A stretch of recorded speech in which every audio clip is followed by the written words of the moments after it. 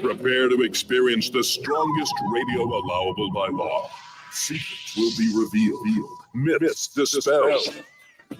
From the studio gym where excuses never apply, it's Superhuman Radio with your host, Carl Lenore.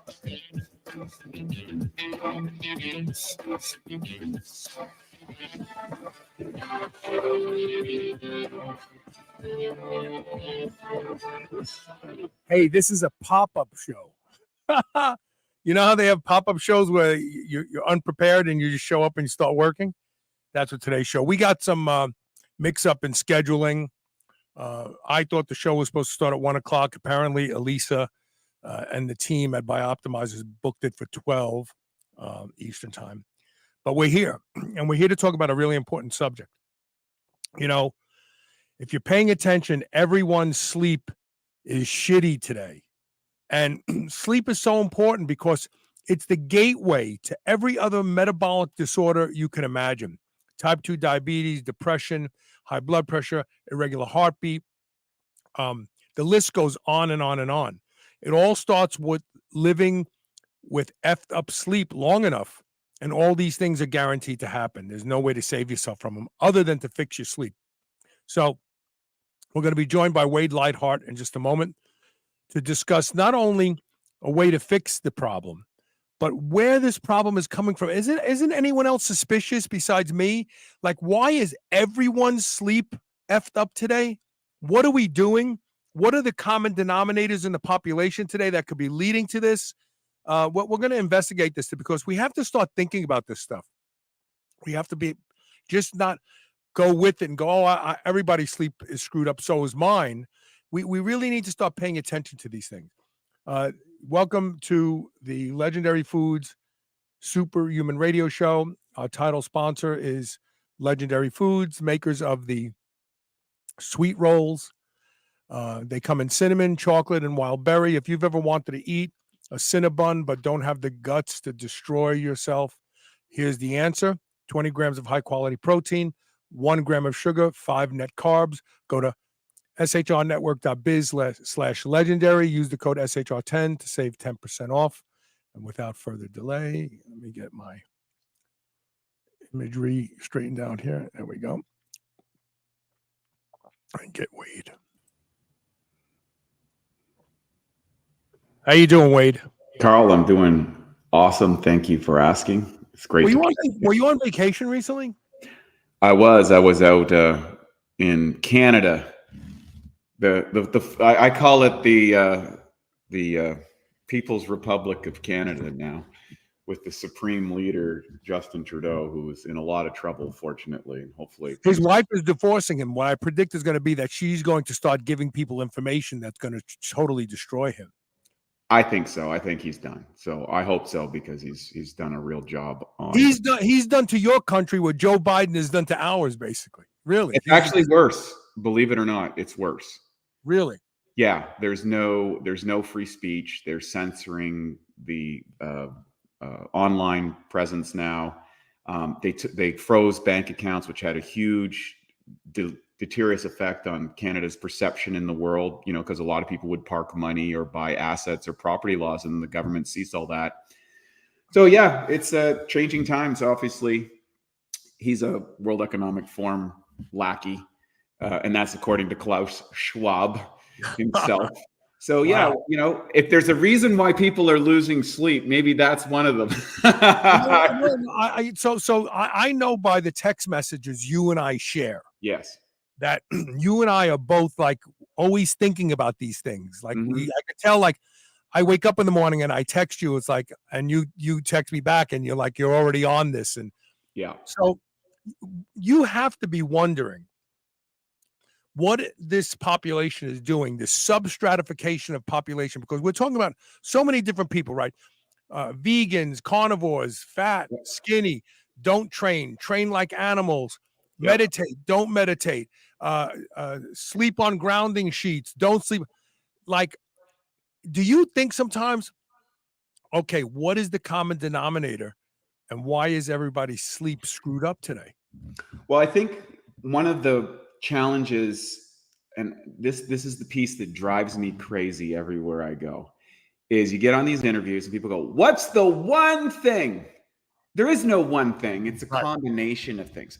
If you were to summarize it as one thing, it is the inability, I believe, of the human organism to adjust to the rapid development of technology. In other words, technological innovation has sped up over the last 100 years at such an exponential rate that Homo sapiens can't adapt. So 100 years ago, you grew up in a small town, you grew your own food, probably there's 95% chance you knew something about garden.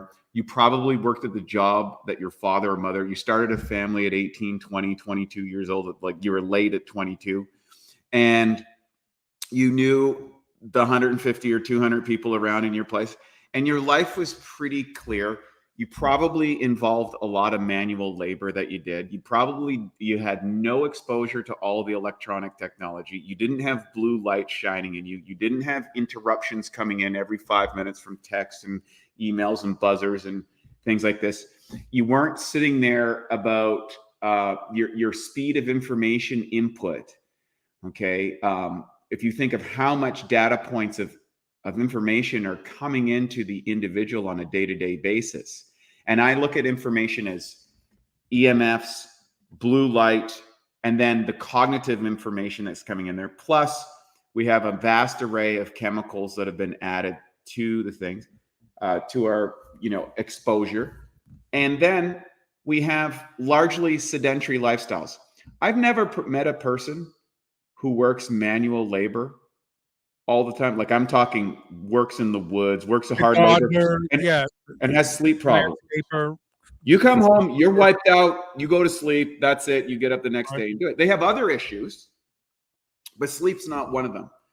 So I think all of those factors are creating an environment that is not conducive to sleep. And so the individual who's struggling with sleep has to systematically address the array of things that are disrupting their sleep process. So, is it the light? Is it the blue light at night? Is it because they have a high exposure of EMF and they're more sensitive than other people's? And there's variances with people's sensitivity on it.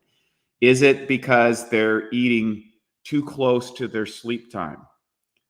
Go back to the 60s and stuff. You didn't see drink holders in cars and stuff. You drink holders in cars. Good point. Think about how much we snack now compared to before. You had 3 meals. If you didn't eat your food at dinner, that's it. Sorry, you're gonna eat. You're gonna eat tomorrow, kiddo.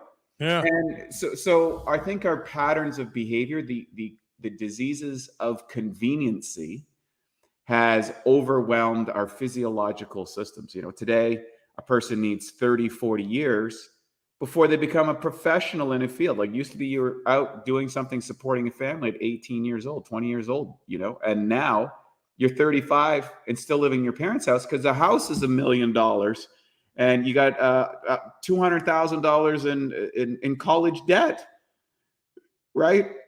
So stress. The stress of that, and then you're comparing yourself to the top 0.0001% on social media that are killing it and saying, oh, I'm a loser, I suck, I got to do better, or I can't do better. And then, I medicate out of it, I drug myself out of it, or I overachieve myself out of it.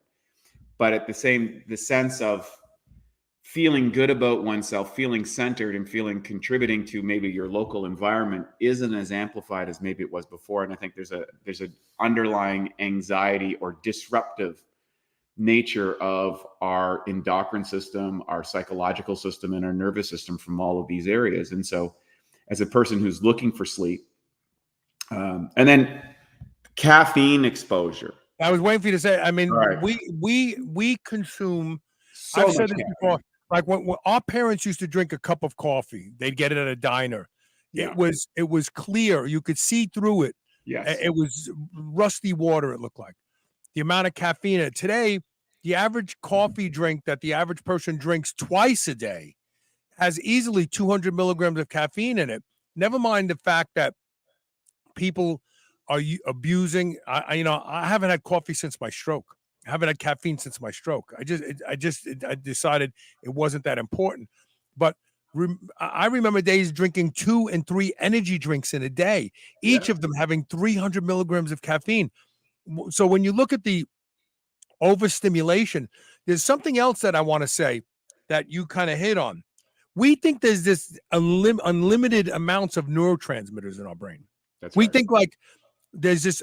I mean, we don't even realize that there is a finite amount of neurotransmitters allotted every single day, and that when you hit the bottom, the brain stops working properly. An example of that is I have been thinking a lot about scrolling. Notice that Instagram, Facebook, they all have reels now, right? These short little, maybe 30 seconds, and you flip. That keeps that every time you flip, you squirt out dopamine. Excitement of the next thing. Excitement of the next thing. And so we have people walking around that are like zombies most of the day because of the 2 or 3 hours a day they spend. I stop scrolling.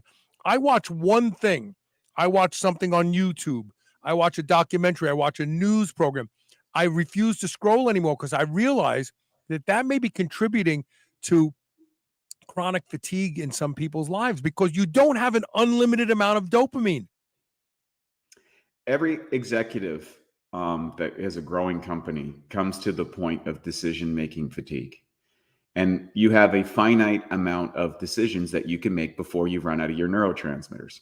And so whether I answer this text or not is a decision. Whether I click on this button is a decision. Whether I answer this email is a decision.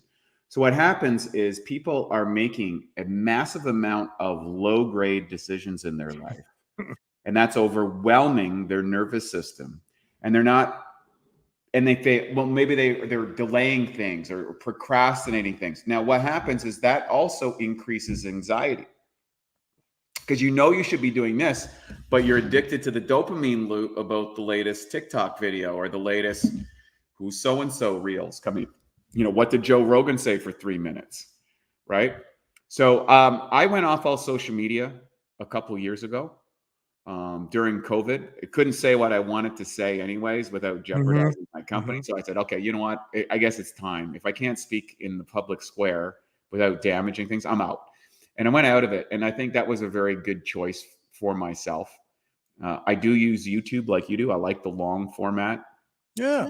And I'll listen to it while I'm walking. I don't watch the video. Yes. I actually listen to it. Yes. And I got premium, so there's no advertisements. And it's great. And I really value that. So, and even then, you still have to be mindful. I've noticed I used to read a tremendous amount of books. And I notice that I tend not to. I'll tend to go to the phone more now than I used to. And I don't know if that's a big problem or something, but you're getting your information somewhere else delivered differently. Yeah. But you're right. Reading is very, very different than listening to a podcast. It really is. Yeah. So I think all of those factors are contributing. So again, dietary regulation, a lot of people focus just on diet, but I think if your diet's relatively good, then it's probably these other areas that are disrupting you. The biggest thing that we've noticed in sleep tracking, though, is timing of when you eat before you go to bed. For best results, you shouldn't be eating 3 hours before. If you're eating 3 hours before, and there's going to be a variance on that.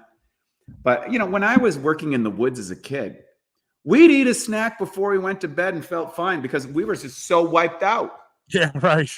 The body put it through very quickly. Yes, and I didn't have the internet back then either. And light was different. When I was a young man, I mean, we didn't have the kind of lighting in our home. No. Where it lit up the whole house. It was dimly lit at night, and that beckoned you to go to sleep quite often. And I have a real issue with all these environmentally sound lights that they're using. The light from that does not feel good. I don't care what they say. Incandescent, I've tested it. I have a spectrum analyzer on my phone, and incandescent light has the same wavelengths of light as flame, as a candle light. These new LEDs, they have a lot more blue light, but more importantly, you can't see it. That's right. But animals and autistic children can see the flicker of an LED light. Yeah, and I find it really, if I go someplace and those lights are on, I can't stand it. I get find agitated. It disruptive to my nervous system. Yes. I feel that. And, people are under fluorescent lighting all day long, maybe at the office. Then they're, coming home and they're on this kind of lighting and they got their screens on all the time. They're sleeping with them, going to bed, their phone's on next to their bed. The Wi-Fi is flying. And all of those waves are going through your body and are disruptive. So we have to be able to adjust to the world that we live in today and recognize. Now, one of the interesting things is too, and we talk a lot about magnesium on top of this. Mm-hmm. Well, we have one of the most successful magnesium products in the world. Well, why has it become so successful? Why has magnesium become? I believe that all of these contributing factors are exhausting our magnesium stores. It's accelerating the use of that mineral. Yes. And one of the reasons I go to Bulletproof Labs all the time, and there's everybody over there is like tracking everything, and they're freaks of biohacking. Right. Literally, almost every time I go into that place, I am stopped by one of the customers and says, "Oh my God, I'm taking your magnesium product. I'm taking your sleep product, and it's changed my life. I can sleep so much better. My scores are better. Your sleep scores." And we can talk a little bit about the sleep cycle or whatever for people and understand that. But, I think sometimes people get too caught in the science or the technology and they just lose the practical sense.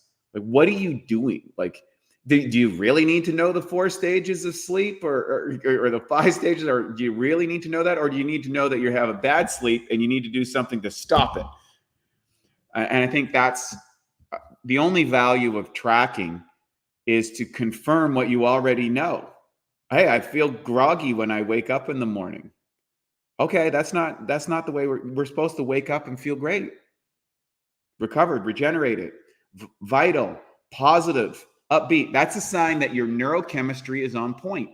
And if you're waking up in the morning and you're draggy and you don't have energy and your brain's fogged up, it means that you have not leveraged your sleep time properly.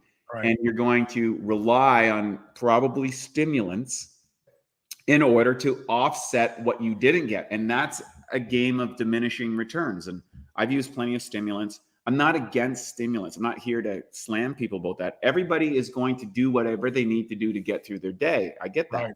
They're going to perform it the way they need to do. But we have to take a look at this. Okay, what's that a sign of?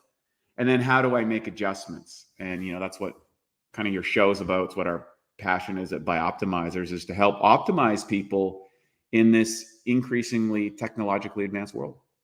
So we're going to talk about what people can do to kind of level up their sleep in this world today that we just discussed. I just want to say something I learned over the weekend, and it really speaks to social media. Comparison is the assassin of joy. Oh, I heard that. I thought that's brilliant, because people go on Instagram, they go on and they compare themselves to other people, and they wonder why their lives feel like crap. And it's because if you're comparing yourself to somebody else, you're number one, not recognizing the inventory of things that you bring to the table that have value, right? And you're also acknowledging, without saying it, that you think your life sucks. And I thought that was brilliant. I want to put a couple things up. I'm not going to run any recorded spots today. I just want to pay homage to a couple people. And the first one is, I'm looking for it. So Sleep Breakthrough is a product, and we're going to talk about it, that many people are using now and saying they are sleeping better than ever. They're overcoming all the things that we just discussed and having good sleep. And the best way to go there is shrnetwork.biz/sleep breakthrough, all one word, and use the code SHR10 for 10% off. This is an important discussion, because if you can fix your sleep, your life will be better. And you're going to have to navigate around social media and your phone at night if you're not wearing blue blocking glasses. But this is a way. So let's talk about sleep breakthrough. How does it answer the questions that we created at the top of the show? Right. Okay. So you have to realize that there's an electrical stage associated with every sleep state. So there's, most people the sleep experts will break down sleep into 4 stages. The first stage is just a gateway, how quickly you drop into sleep. So for example, I go to sleep. Very seldom am I not asleep within 5 minutes with my sleep. And it's probably closer to 3. I lay down, I go to sleep. When I wake up, and I'm fully functional within, I'm just awake, Right. My partner, she struggles a lot more with that, right? It's not the same for her. So with a totally different sleep cycle. Okay. Then the next part is, or stage 2. Sometimes these are called N1, N2, whatever. This is about 50% of your sleep. Okay. This is kind of where you're going into the REM stage. And then you get into stage 3. Stage 3 is the most important. This is the deep sleep. Mm-hmm. This is the part that is the restorative energy, the restorative zone. And this is the part where people are oftentimes failing in feeling the recovery and the regeneration stage. And then stage 4, you're kind of back into a little bit of a REM sleep. And that's why you kind of wake up with that kind of, dreamish state. You can remember that dream for a few minutes and then it's kind of gone, because it's kind of a combination. What happens is your brain is waking up at that time, and it's connecting electrical signals. And oftentimes your right brain is trying to communicate with your left brain, because we spend a lot of time in our left brain. And then that's a whole other topic that's really interesting. If you get into Carl Jung's dream interpretation of how the right brain communicates with the left inside of dreams in sort of in a symbolic way. And I think for people who are really interested in diving into, look at Carl Jung's dream work. I think he was really, really way ahead of his time in understanding that. It's really interesting. But if you go through those stages properly, you produce enough serotonin, which is the precursor to melatonin, which sets your circadian rhythm. Okay. Now, there's a lot of people that are taking tons of melatonin, and, there's 2 different camps in the melatonin world. There's the microdose melatonin group, which is just enough to trigger the sleep. And then there's these guys that are on the megadose program. I know. And the microdose, and all the clinical trials on melatonin have always been on 600 micrograms. Yeah. 6/10 of a milligram. Yeah. You don't need all of the original studies. But then you have the people who are taking 10 and 20 milligrams. And that may not be very good, especially if you're not on injectable testosterone, because our melatonin levels are the highest before puberty. And it's actually the drop in melatonin that brings on puberty. That's why children who stay up late at night, young children, pre-pubertal, they're watching television, they're on their computers till 1 o'clock in the morning. They go through precocious puberty because they're artificially dropping their melatonin levels. So the body thinks, oh, it's time for me to go through puberty. And they start growing hair and breasts and have influences of hormones that they shouldn't have yet. So if you're taking very high doses of melatonin, you're telling your body, not to be making a lot of testosterone. That's why I'm on injectable testosterone. I don't care, because I'll take 10 milligrams if it helps me sleep better. But it's not the best for most people if you're not already on HRT. It's just a fact. Yeah, and we've got a new book coming out in September, end of September, called The Ultimate Nutrition Bible, and it combines using your genetics, basic testing, and what your outcome is, and how to troubleshoot. We're dietary agnostic. You pick the diet that's right for you, and we kind of show how to succeed in each one. But looking at your genetics, I think, is a really important factor, because there are some key elements that you want to be able to make sure that you're getting inside of your diet or in your supplementation program, if you're not, that are going to be connected to how much and how well you methylate, or in other words, do you absorb and utilize what you're consuming? And oftentimes sleep will have a genetic component, and that genetic component means that you are not metabolizing something like B6 or P5P, right? There's some people that it's a coenzyme that helps metabolize magnesium. So magnesium is a very important part of the sleep process, because it's I call it the relaxation hormone.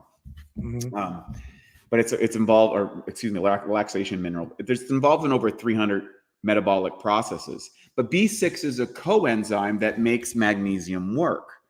So we suggest you may have suboptimal genetics around your B vitamins, or maybe you're a vegetarian like myself. That's not that good.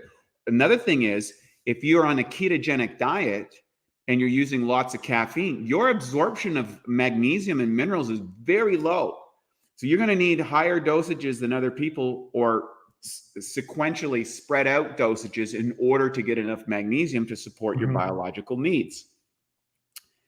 Okay, so B6, magnesium, and then another interesting thing is potassium gluconate. That's a really interesting. There's a guy by the name of Dr. Ravi Alada. I hope I'm pronouncing that right. And he was showing how there's like a light switch with two key minerals, and this is what this sodium channel activity keeps your neurons awake at night in animals.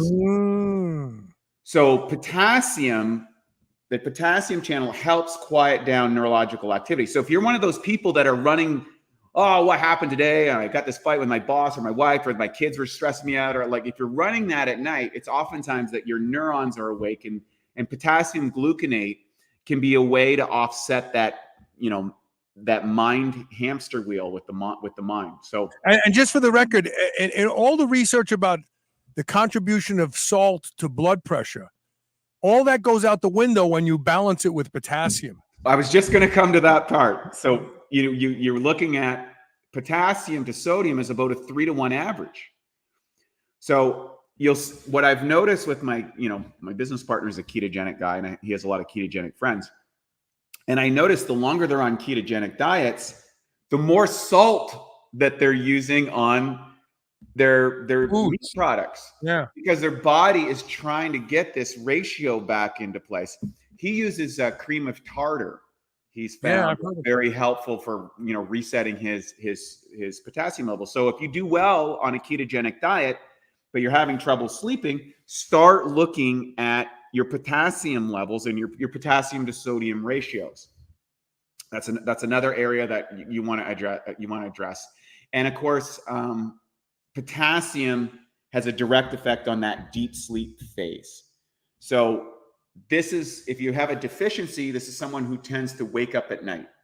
You wake up in the middle of the night and can't get back to sleep, or you wake up a lot, which means that you're not spending enough time in that deep sleep space. Sorry about that. No worries. Then there's calcium citrate has been shown, because it's a building block of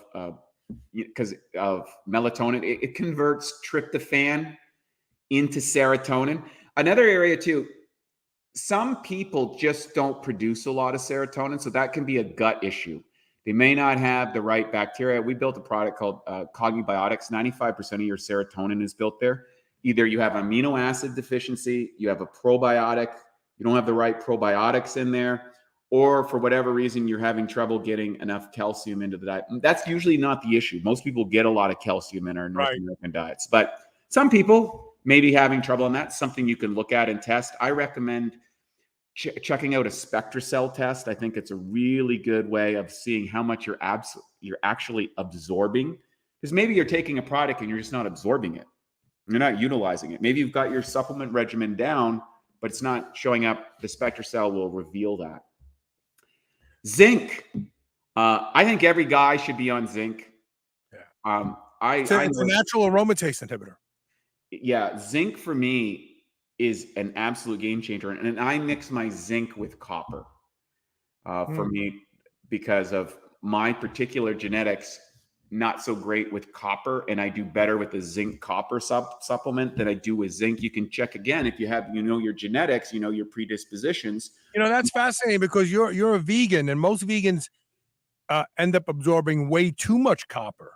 That's right. They actually get this kind of euphoric feeling that they think means, oh, the vegan diet is good for me, when actually it's displacing a bunch of other important minerals. That's right. That may be one of the reasons why you thrive on the vegan diet. Yeah. And that's the most important thing to understand is you can thrive on almost any diet if you know your genetics, your predisposition, your gut, and your hormone access. When you what are you absorbing? What are you utilizing? What are you going to struggle with? And how's your hormones? Because you start cooking hormones. You start using hormones to offset deficiencies in your body. You accelerate. The hormones are great regulatory mechanisms inside the body. They're very fast acting. Anybody that's been on a cycle of testosterone will know that. Okay. Or anybody that's seen someone go through menopause understands that when you've exhausted your hormones, it's life gets ugly. Life gets ugly. Yeah. It's very disruptive. So zinc is a big factor. I think every man should look at that. Works really well with magnesium as well. Check to see if zinc copper is better for you. For me, it's better. Some people it's not. Again, that's going to be an individual piece. And then GABA. I first got into, remember GHB back in the day was a big thing for bodybuilders, right? And people took it because it was supposed to be a growth hormone releaser, but it was a great high. It was a great high. Yeah. I used to go to a little tea shop. I actually just stopped in there in Vancouver, and they had this GABA tea, and it was a Chinese tea. It's a very elaborate little Chinese tea shop. Now, I'm for those, a big confession. I am a tea granny. I get really into these pu'ers. Last night I had a little pu'er party. I really like the richness and tones of the traditional tea ceremonies. And GABA, there's teas that are grown with high GABA amounts. And you have this kind of lucid, really nice state. And I used to drink this GABA tea for a couple of hours and be kind of like almost dreamy state. It was really nice. Right. So there's GABA and there's pharma GABA. Most people will find they do a little better on pharma GABA. There's some people that doesn't do very well, but that really helps you fall asleep faster. So back in the day, bodybuilders were using, GHB. And if you take too much of it, boom, you're out. It became the date rape drug. That's why right. The reason you can't. So they used to sell GHB over the counter. It was called Blue Rhino. Yes. And the problem was that guys were dosing girls with it, and they would be like dead bodies for a few hours at a time. Yeah. And so then it became known as the date rape drug. Guys would bring it into clubs, splash a little in a girl's drink. Hey, let's go in the car and make out for a while. And the girl doesn't remember anything else from that. It's only available if you have narcolepsy. The ironic thing about GHB is it has complete opposite effect on people who are narcoleptic. People who are narcoleptic fall asleep spontaneously. They're sitting there talking, and all of a sudden they're sleeping and snoring. When they take GHB, it keeps them up. It's kind of like the ADHD and Ritalin quandary. But GHB used to be available over the counter for years, decades. Yeah. Taurine is another thing. Now you'll see it on all the energy drinks, and people think it's a stimulant, but it's actually it's to help the overstimulation from caffeine. Right. So taurine's become very popular as people pound energy drinks like crazy. But taurine is another element that's very helpful in setting up the sleep. I found that I found this out the hard way. If you take beta alanine, it will lower blood sugar. Beta alanine, and if you take beta alanine and taurine together, you will literally feel like you're going into a diabetic coma. Wow. I found that out the hard way. I took them in large doses before going to the gym one day.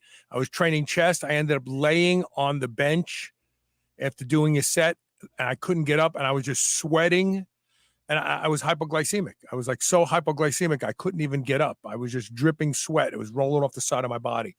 And I thought, wow, I'll never take. So I have a strange feeling that taurine also has the ability to help stabilize blood sugar levels, and keep them steady. And that's another thing. Those wild fluctuations on blood sugar can really put people out. And that's probably another contributing factor. We're eating all these, people are riding the sugar roller coaster with their insulin levels. Stable insulin levels usually indicate better sleep. Right. Now you want a good insulin response. And I think a lot of people mistake that, if I'm just keto or I just keep my blood sugar at this level. No, you want to have a response, an insulin response, but you need to go up and come back down and stay in that range really well. L-theanine, of course, that's in tea. That's the difference between coffee and tea. And now a lot of coffee drinkers are adding like theanine cream to their coffee to offset the caffeine. So it's kind of funny, right? It's like, I'm taking liquor to offset my cocaine, That's funny. But I used to do that. A lot of people do. I used to do coke so that I could drink more and dance longer. That's right. Yeah. Exactly. So, and then glycine.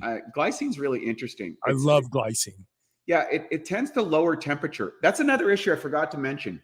Temperature is a big factor. And for myself, I've noticed that if I don't lower the temperature in my house, I don't sleep as well.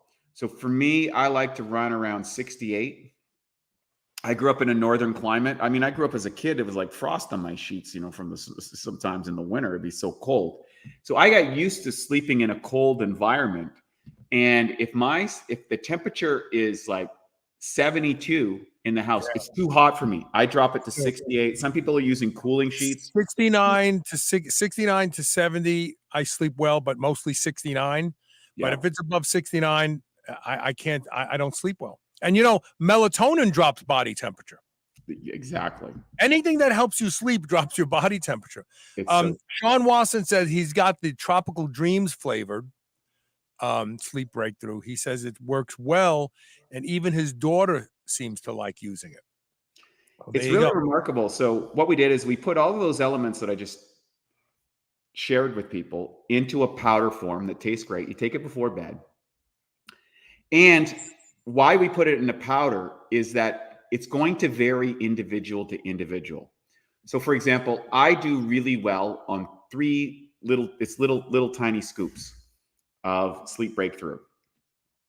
And it just mixes up in water. It tastes great, looks cool. And it's super simple to do. My girlfriend, she does 2. Some people I know do 1, and I know some people that do 4.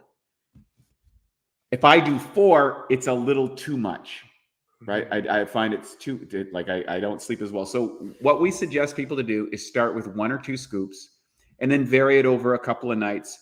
And you can offset. What I would suggest is start one day, take a day off. Next day, change the dosage. Take a day off. Next day, change the dosage. But try to keep the times that you eat before you go to bed the same each night, because that's a big factor. Keep your temperature the same each night, as that's a big factor. And how long before bed, before you're getting in bed, should you take it? Like right at bedtime? I take it about 30 minutes before. Okay. And boom. Sometimes not 30 minutes. Sometimes I like, oh, darn it, I forgot to take my sleep. I just walk over to the sink, slam it before I go to bed, and I'm out, and that's it. And the good news is I'm one of those low sleepers. I'm a 7 hours is perfect for me. I can run on 6 easily, but if I do 8, it's too much. I don't feel good if I do 8. So I think this is Taylor C, because he's usually blocked his name. He says, evening thought, having optimal levels of red blood cell magnesium of 6.0 or higher, but have functional deficiency. I see this quite often. I don't know if he's asking a question because this is him, or is he? So how fast does the magnesium I take get into my red blood cells? It's a great question. There's a lot of conflicting evidence on that, whether you should be looking at your red blood cell level or what's actually observed. It's one of the reasons I use the SpectraCell. I like that because I think it's essentially, you might be getting it into your bloodstream, but it's not being delivered to the tissues that you want. And there's probably a genetic component or a dietary component that's blocking your magnesium absorption. Maybe you're taking high caffeine amounts. Maybe you're on a ketogenic diet that's offsetting your electrolyte balances.